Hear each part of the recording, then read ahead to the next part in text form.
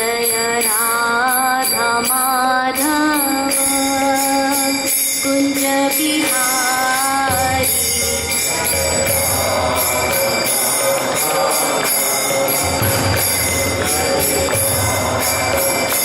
जय राधा माधव कुंज बिहारी।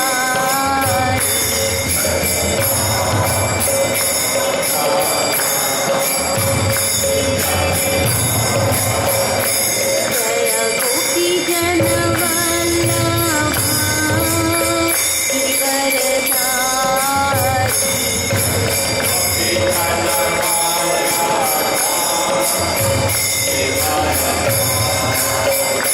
जय गोपी जन वल्लभ गिरिवरधारी।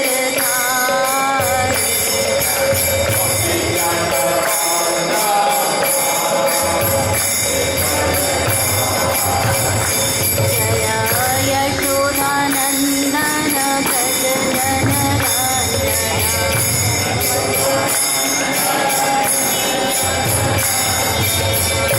यशोदानन्दन व्रज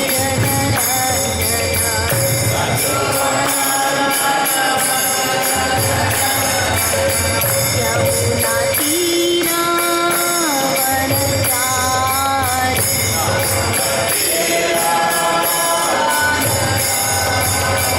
यमुना तीरा वनचारी।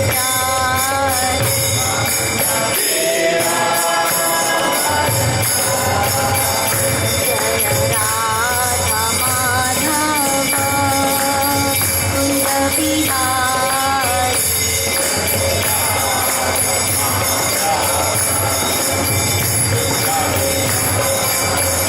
जय गोपी जन वल्लभ गिरिवरधारी।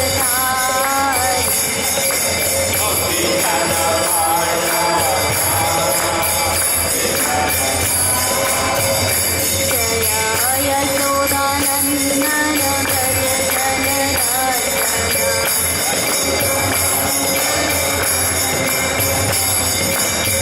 यमुना तीरा वनचारी।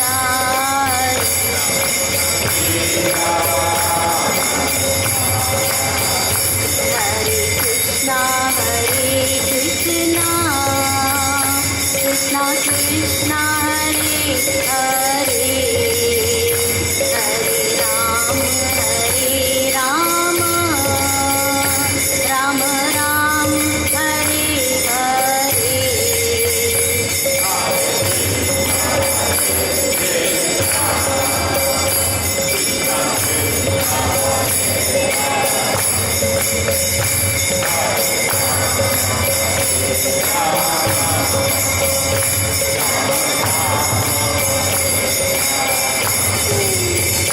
हरे कृष्णा कृष्णा कृष्णा हरे हरे। हरे राम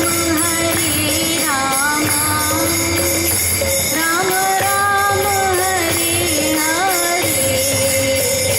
हरे कृष्णा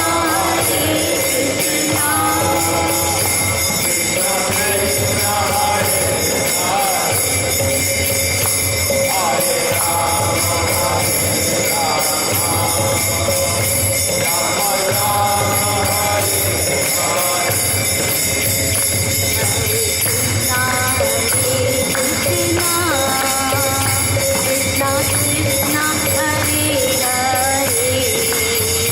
हरे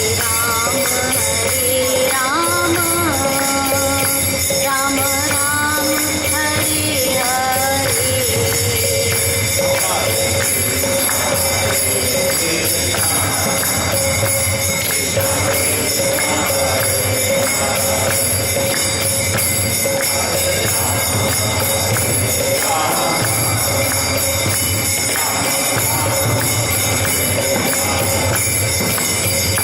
जय राधा माधव राधे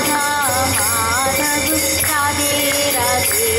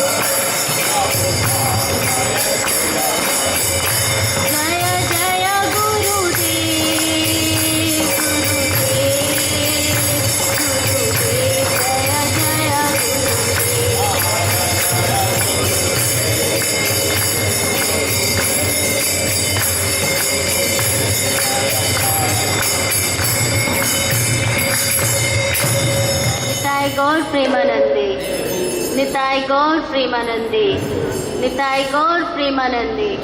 श्रील प्रभुपाद की। ओम नमो भगवते वासुदेवाय। ओम नमो भगवते वासुदेवाय। ओम नमो भगवते वासुदेवाय। नारायणं नमस्कृत्यं नरं चैव नरोत्तमं देवीं सरस्वतीं व्यासं ततो जयम् उदीरयेत्। नष्टप्रायेषु भद्रेषु नित्यं भागवत सेवया भगवती उत्तमा श्लोके भक्तिर्भवति नैष्ठिकी। हरे कृष्णा। अंतर्राष्ट्रीय कृष्ण भावनामृत संघ की ओर से इस रविवार के साप्ताहिक कार्यक्रम में सभी का स्वागत है। सबको हरे कृष्णा। हम लोग भगवत गीता के 9वें अध्याय पर चर्चा कर रहे थे, जिसको कि आगे बढ़ाएंगे। और आज हम लोग 9वें अध्याय, जिसका कि शीर्षक है गुह्यतम ज्ञान, राज विद्या, उसके उस अध्याय के 19वें, 20वें और 21वें तीनों ही श्लोकों पर चर्चा करेंगे।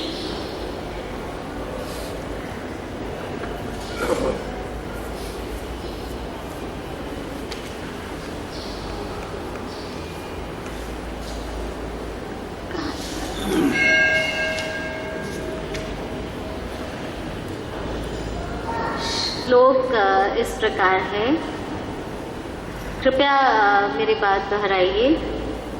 तपामि अहम अहम वर्षम निग्रहामि उत्सृजामि च अमृतं च एव मृत्यु च सत् असत् च अहम अर्जुन। हे अर्जुन, मैं ही ताप प्रदान करता हूँ और वर्षा को रोकता तथा लाता हूँ। मैं अमृतत्व हूँ और साक्षात मृत्यु भी हूँ। आत्मा तथा पदार्थ अर्थात सत तथा असत दोनों मुझ ही में हैं। 20वां और 21वें श्लोक का भी अनुवाद पढ़ती हूँ मैं। जो वेदों का अध्ययन करते तथा सोम रस का पान करते हैं, वे स्वर्ग प्राप्ति की गवेषणा करते हुए अप्रत्यक्ष रूप से मेरी पूजा करते हैं। वे पाप कर्मों से शुद्ध होकर इंद्र के पवित्र स्वर्गादिक धाम में जन्म लेते हैं, जहाँ वे देवताओं का सा आनंद भोगते हैं। यह 20वें श्लोक का अनुवाद था। और 21वें श्लोक का अनुवाद है, इस प्रकार जब वे उपासक विस्तृत स्वर्गिक इंद्रिय सुख को भोग लेते हैं और उनके पुण्य कर्मों के फल क्षीण हो जाते हैं, तो वे इस मृत्युलोक में पुनः लौट आते हैं। इस प्रकार जो तीनों वेदों के सिद्धांतों में दृढ़ रहकर इंद्रिय सुख की गवेषणा करते हुए उन्हें जन्म मृत्यु का चक्र ही मिल पाता है।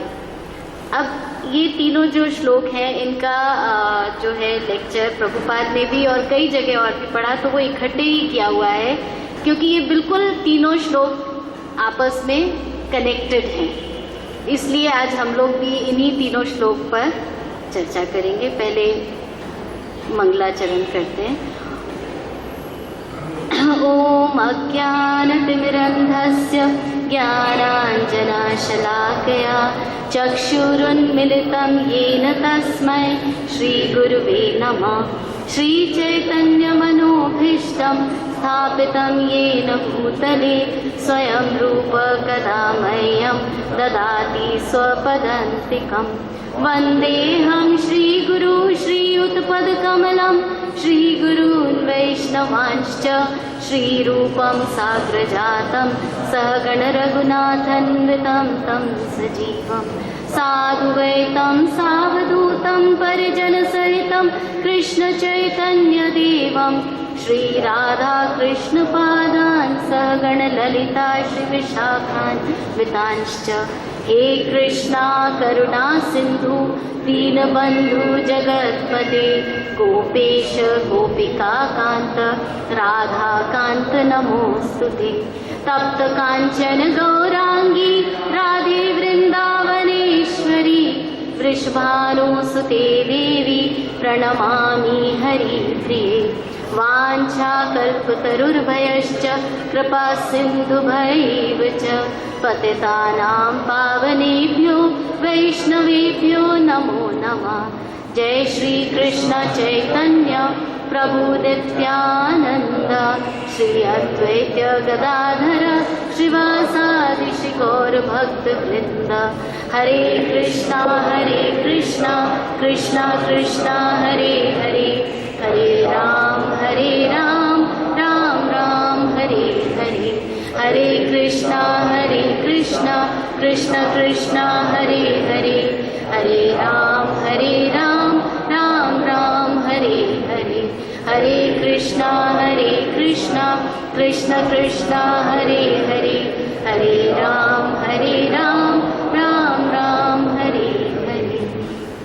नमो विष्णुपादाय कृष्णपृष्ठाय भूतले श्रीमते भक्तिवेदांत स्वामिनिति नामिने। नमस्ते सरस्वती देवे गौरवाणी प्रचारिणे निर्विशेष शून्यवादी पाश्चात्य देशतारिणे। श्रील प्रभुपाद की। तीनों श्लोक में सबसे पहले वाले में तो भगवान कह रहे हैं कि ताप भी मैं हूँ, वर्षा भी मैं ही कराता हूँ, वर्षा को रोकता भी मैं ही हूँ। और इससे पहले हम क्या समझ चुके हैं और पढ़ चुके हैं कि मया अध्यक्षेण, मेरी ही अध्यक्षता में, मतलब मेरी ही प्रेसिडेंसी में ये सारी प्रकृति जो है वो चलती है। तो उसी से ही वैसे तो क्लियर हो जाता है, लेकिन फिर भी भगवान उसको और इलैबोरेटली हमारे समझने के लिए समझा रहे हैं कि मेरी ही अध्यक्षता में प्रकृति चलती है, अर्थात वर्षा कराने वाला भी मैं ही हूँ, ताप करने वाला भी मैं ही हूँ, वर्षा को रोकने वाला भी मैं ही हूँ, सब कुछ मैं ही करने वाला हूँ। मृत्यु भी मैं ही हूँ, जन्म भी मैं ही हूँ, सभी कुछ भगवान के अधीन रहकर ही होता है। यह भगवान ने पहले भी समझा दिया और अब इसको और इलैबोरेट करके हमको समझा रहे हैं कि सभी कुछ आत्मा तथा पदार्थ दोनों मुझ में ही हैं। सत असत सब कुछ मैं ही हूँ, मृत्यु भी, साक्षात मृत्यु भी मैं ही हूँ, यह भगवान कह रहे हैं। तो कहने का तात्पर्य यह है कि क्योंकि भगवान की अध्यक्षता में सब कुछ होता है तो उनके अधीन रहकर ही सब कुछ हो सकता है, उनसे परे कुछ नहीं हो सकता है। किसी के अंदर भी इतनी ताकत नहीं है कि वो अपने आप से कुछ कर सके। किसी के अंदर भी इतनी ताकत नहीं है। आज अगर कोई भी हमारी शक्ति क्षीण हो जाती है या कम हो जाती है या भगवान ले लेते हैं तो हम किस लायक रह जाते हैं? किसी भी लायक नहीं रह जाते हैं, हम लोग कुछ नहीं कर सकते हैं फिर। इसीलिए इस शरीर को भी मिट्टी ही कहा गया है कि जैसे ही इसमें प्राण यानी आत्मा, भगवान आते हैं, दिव्य आत्मा आती है, तब हम लोग जो है वो हमारा ये शरीर कार्यान्वित रह सकता है, उसके बिना नहीं रह सकता है। फिर कहते हैं कि त्रिविद्या, जो वेदों का अध्ययन करते हैं तथा सोमरस का पान करते हैं। वेदों का अध्ययन यानी त्रिविद्या, सामवेद, अथर्ववेद और ऋग्वेद, तीनों जो वेद हैं उनको जो इन तीनों विद्याओं को जानता है उनको त्रिवेदी कहा गया है, क्योंकि वो तीनों विद्याओं को, तीनों वेदों को उसको उनका ज्ञान है, इसलिए उनको त्रिवेदी कहा गया है। लेकिन फिर भगवान क्या कहते हैं कि जो त्रिवेदी होते हैं, यानी कि तीनों वेदों का ज्ञान रखते हैं, वो लोग उसकी अलंकृत भाषा, वेदों की जो भाषा है ना, वो बहुत ही अलंकृत है, बहुत ही ऑर्नामेंटल है, तो उससे आकर्षित होकर वो उन वेदों के हिसाब से यज्ञ इत्यादि करते हैं। और यज्ञ इत्यादि करके क्या होता है, ज़्यादा से ज़्यादा उन लोगों को इंद्रिय सुख प्राप्त होता है। जो मैक्सिमम इंद्रिय सुख है वो देवताओं के लोक में भी है, वो वहाँ पहुँच जाते हैं। इसीलिए यहाँ पे कहा गया है कि जो वेदों का अध्ययन करते तथा सोमरस का पान करते हैं। सोमरस का पान करने का तात्पर्य यह है कि जब वो ऊपर जाते हैं तो वहाँ पे देवता लोग, हम लोग जानते हैं, सोमरस इत्यादि का पान करते हैं। तो जब वो ऊपर जाते हैं तो ये भी एक इंद्रिय सुख माना गया है ना। कहते हैं खाते पीते नहीं हो तो करते क्या हो। जो लोग सब कुछ खाते पीते हैं वो लोग कहते हैं तुम लोग क्या खाते पीते क्या हो, तो तुम लोग मजा क्या करते हो। उनके दृष्टिकोण से खाना और पीना, इसके अलावा उनके हिसाब से जो डेफिनेशन है ना मजे की, वो ये है। सुख की डेफिनेशन ये है कि खाया पिया नहीं तो क्या मजा किया। तो जो इन स्वर्ग लोक में और सब जगह जाते हैं वहाँ पर ये सब भरपूर होता है, तो वो ज़्यादा से ज़्यादा वहाँ पहुँच सकते हैं, उसके ऊपर नहीं पहुँच सकते। लेकिन तीनों वेदों का अल्टीमेट क्या है, अल्टीमेट जो है वो है भगवान की भक्ति। अगर उनको ठीक से पढ़ा जाए, उनकी अलंकृत ऑर्नामेंटल लैंग्वेज में अगर उलझा न जाए, तो अल्टीमेटली लक्ष्य तीनों वेदों का ज्ञान पाने का है कि वह भगवान की भक्ति में लगे। अल्टीमेटली लक्ष्य वह है। लक्ष्य ये नहीं है कि ज्ञान में उसमें पढ़ के और सब तरह के यज्ञ और इत्यादि करके और फिर स्वर्ग लोक में पहुंच जाएंगे। लेकिन स्वर्ग लोक में जब हमारे पुण्य जो हैं वो खत्म हो जाते हैं तो वापस यहाँ आना पड़ता है। वहाँ परमानेंट नहीं है, स्वर्ग लोक परमानेंट नहीं है, वहाँ से फिर वापस नीचे आना पड़ता है जब हमारे पुण्य समाप्त हो जाते हैं। तो भगवान एक्चुअली हम लोगों को इसलिए ये सब बोलते हैं कि इतना सब कुछ करा, वहाँ पहुँच गए और फिर वापस आके यहाँ गिर गए तो फायदा क्या हुआ। सनातन ज्ञान प्राप्त करना जो है भगवान जो हमें दे रहे हैं वो अल्टीमेट है। इसमें एक बहुत सुंदर, आप लोग भी सब्सक्राइब कर सकते हैं, एक गीता डेली करके पूना में एक प्रभु जी हैं, वो सुबह 5:30 बजे, यहाँ के 5:30 बजे ईमेल्स भेजते हैं गीता डेली। आप सब्सक्राइब कर सकते हैं और बहुत सुंदर, एक पेज सिर्फ, ज़्यादा नहीं आता है कि हम लोग सोचे ना कि इतना लंबा आता है कहाँ पढ़ पाते हैं, लेकिन नहीं, ऐसा नहीं है, सिर्फ एक पेज आता है सुबह 5:30 बजे, एकदम 5:32 पे ज़्यादातर वो आ जाता है। और फिर जब हम उसमें इतना सुंदर सुंदर उन्होंने समझाया हुआ है कि उसमें से मैंने कुछ ट्रांसलेट किया है, तो वो मैं आपको पढ़ के सुनाना चाहती हूँ। और वो ये 19, 20 और 21वें अध्याय पर ही है कि बहुत लोग आध्यात्म को, यानी कि स्पिरिचुअल नॉलेज को भौतिक समझने की भूल करते हैं। कि आध्यात्म, हम लोग क्या समझते हैं कि भगवान की थोड़ी भी भक्ति करेंगे तो क्योंकि हम उस मार्ग पे आ गए हैं तो हमारे सारे भौतिक कष्ट भी जो हैं वो बिल्कुल खत्म हो जाएंगे। और आध्यात्म को भौतिक समझने की भूल करते हैं। वो लोग इस सांसारिक विषय वस्तु को लक्ष्य समझ लेते हैं और भगवान की भक्ति उस लक्ष्य को पाने का मार्ग। कहते हैं कि भगवान की भक्ति को जो लक्ष्य क्या है, अल्टीमेटली हमारा भगवान की भक्ति करना, लेकिन भौतिक सुख प्राप्त करने के लिए भगवान की भक्ति करते हैं, वो उसको उसका मार्ग, भौतिक सुख प्राप्त करने का मार्ग समझ लेते हैं। गलत है ये। भौतिक सुख और आध्यात्मिक, ये आध्यात्म, हम इसको मिक्स कर देते हैं कि भौतिक सुख पाने के लिए आध्यात्म को ग्रहण करते हैं और वो उसका रास्ता समझते हैं कि अगर हम थोड़ा भी भगवान का नाम लेंगे तो जितने भी हमारे भौतिक कष्ट हैं, क्योंकि उनका जो एम है वो भक्ति पाना नहीं है, उनका एम है भौतिक सुख प्राप्त करना।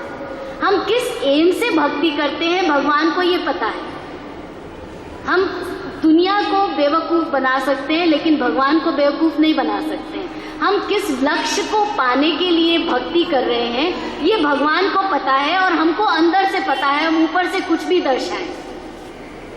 तो इसलिए we have to be very careful कि हम किस लक्ष्य से भक्ति कर रहे हैं। क्या हमें अपने आप से प्रश्न करना चाहिए कि क्या हम ये सारे जितने भी भौतिक सुख हैं उनको प्राप्त करने के लिए भक्ति कर रहे हैं, या हम अपने इस भवसागर से पार होने के लिए भक्ति कर रहे हैं। ये हमारा जानना बहुत जरूरी है कि हम इस भवसागर के रोग से ग्रसित हैं। आज मुझे ये पता चल जाए कि मुझे 3rd डिग्री या 4th डिग्री कैंसर हुआ है, मेरा सारा जो कंसंट्रेशन है ना जिंदगी का और मेरे आसपास वालों का, वो अभी मेरे को ट्रीट करने में चला जाएगा और मेरा भी सारा कंसंट्रेशन उसी में ही चला जाएगा। एक्चुअली हम लोग सब यहाँ जितने भी हैं इस मृत्युलोक में, सब भवसागर के कैंसर से पीड़ित हैं, लेकिन उसको प्रायोरिटी नहीं समझते हैं। अगर फिजिकल मटेरियल कैंसर हो गया तो उसको ट्रीट करने के लिए चाहे हमें अपनी जमीन जायदाद बेचनी पड़े, हम अपनी जान बचाने के लिए कुछ भी करेंगे। परंतु अगर ये भवसागर वाला जो कैंसर हुआ है उसके लिए हमारे पास टाइम नहीं होता है। उसको ट्रीट करने का जो है वो जो प्रायोरिटी है उसको हम पीछे रख के चलते हैं और बाकी जितनी प्रायोरिटीज हैं, मटेरियल प्रायोरिटीज, उनको टाइम देकर, और ये भवसागर का जो कैंसर है उसको ट्रीट करने के लिए हमारे पास टाइम नहीं है। तो उसको ट्रीट करना जो है वो सबसे पहले हमारी प्रायोरिटी होना चाहिए। बाकी सब तो इट विल फॉलो। भौतिक क्लेश, कष्ट सारे मिट जाएंगे अगर जन्म मृत्यु जरा व्याधि के चक्कर से निकल जाएंगे। सबसे बड़ा कैंसर तो यही है, इससे बड़ा दुख तकलीफ क्या हो सकती है। सबसे पहले वही ट्रीट करना है। तो बोलते हैं ये जो 3 वेदों का जो ज्ञान है, हम लोग का जो आध्यात्मिक ज्ञान है वो जो है सर्वोपरि है।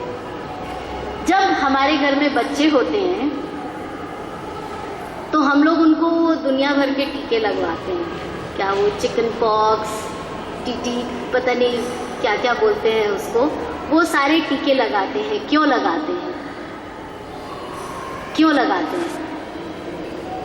जिससे कि आगे आने वाली जो उसका जीवन है उसमें उसको ये भयंकर बीमारियां न हो।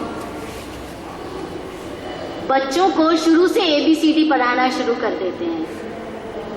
2 साल के बच्चे का बोलना शुरू होता नहीं है कि उसको बेटा बोल A, बोल B, C, और वो हम अपने पूरे जन्म तक याद रखते हैं। मैं अगर अपने आप को ही देखूं तो मुझे आज भी अपनी सारी नर्सरी राइम्स याद हैं, चाहे वो बाबा ब्लैक शेप है, चाहे वो हिंदी की मछली जल की रानी है, सब याद है। लेकिन क्योंकि बचपन से हमें आध्यात्मिक ज्ञान नहीं मिलता, इसलिए बाद में और मुश्किल हो जाती है उसको ग्रहण करना, उसको अपनाना, उसको जीवन में लगाना। तो बचपन से ही जो है ये जो आध्यात्मिक ज्ञान है ना, भगवान की भक्ति का टीका भी हमको लगना बहुत आवश्यक है। तभी जो है हमारा कल्याण होने वाला है। भगवान शुरू से आखिर